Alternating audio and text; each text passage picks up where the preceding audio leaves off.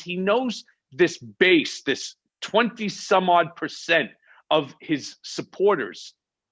They love the fact that he's an asshole, and they get off on it. They think that it's funny that he's shaking up the system. He's not shaking up the system. All he's doing is making an asshole out of himself. It's like the class clown. Yes, the first time it's funny.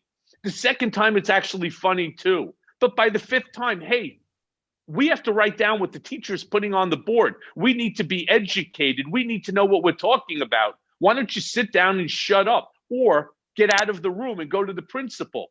That's what Trump needs. He needs to be treated like a baby. The press needs to stop covering him, send him to the principal's office, right? And do what they probably did when he was a kid, whether it was in private school in Queens or at New York Military Academy or any elsewhere.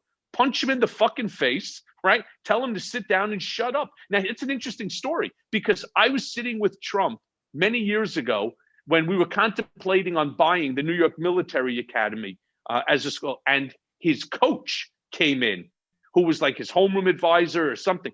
And he was telling a story that at Military Academy, when the general steps in, you stand up and you salute him, you greet him. Not Trump.